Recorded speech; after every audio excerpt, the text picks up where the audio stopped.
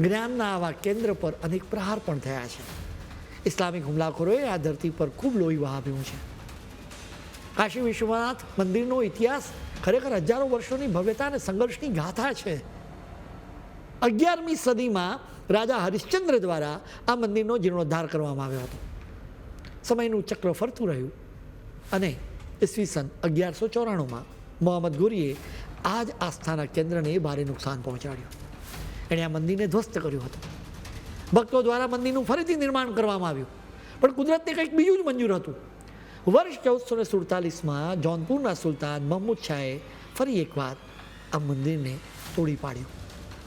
ઇતિહાસના પાનાઓ તપાસતા ખ્યાલ આવે છે કે 11મી સદી પછી કાશી વિશ્વનાથ મંદિરના નિર્માણ અને તેને તોડવાની આ પરંપરા સતત ચાલતી રહી હતી. ઇતિહાસકાર જાદુનાથ સરકારે તેમના પુસ્તક માસીરે આલમગીરી અ હિસ્ટ્રી ઓફ ધ એમ્પેરર ઔરંગઝેબ આલમગીરીમાં જણાવ્યું છે કે ઔરંગઝેબના આદેશ પર સપ્ટેમ્બર 1669માં કાશીમાં વિશ્વનાથ મંદિરને ધ્વસ્ત કરવામાં આવ્યું હતું. હવે બીજા ઇતિહાસકારના પુસ્તકની વાત કરીશું. કાશીના ઇતિહાસને લઈને બ્રિટિશ વિદ્વાન અને લેખક જેમ પ્રિસેપના પુસ્તક બનારસ ઇલિસ્ટ્રેટેડમાં પણ વિગતે લખવામાં આવ્યું છે. 19મી સદીમાં લખાયેલા આ પુસ્તકમાં કાશીના ઇતિહાસ, કાશીની સંસ્કૃતિ, કાશીના ઘાટ અને સૌથી જરૂરી જ્ઞાનવાપી મંદિર પરિસર, મસ્જિદ પરિસર વિશે અને મંદિર પરિસર વિશે પણ જાણકારી આપવામાં આવી છે. તેણે ખૂબ સંશોધન કરીને આ પુસ્તક લખ્યું છે, જેના માટે તેમણે કાશી શહેરનો વ્યાપક સર્વે કર્યો હતો.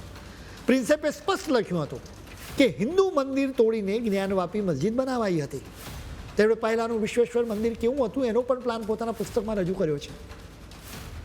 વિશ્વેશ્વર મંદિરને તોડીને જ્ઞાનવાપી મસ્જિદ બનાવવામાં આવી હોવાનો ઉલ્લેખ અનેક પુસ્તકોમાં છે.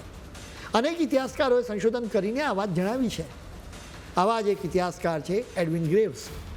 તેમણે પોતાના પુસ્તક કાશી ધ સિટી ઇલિસ્ટ્રિયસ ઓર બનારસમાં લખ્યું હતું કે ઔરંગઝેબની મસ્જિદ મંદિરની જગ્યાએ બની છે.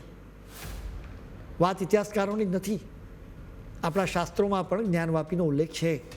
જેમ કે સ્કંદ પુરાણમાં કાશીખંડમાં કહેવામાં આવ્યું છે કે જ્ઞાનવાપીનું નિર્માણ ભગવાન શંકરે પોતે કર્યું હતું.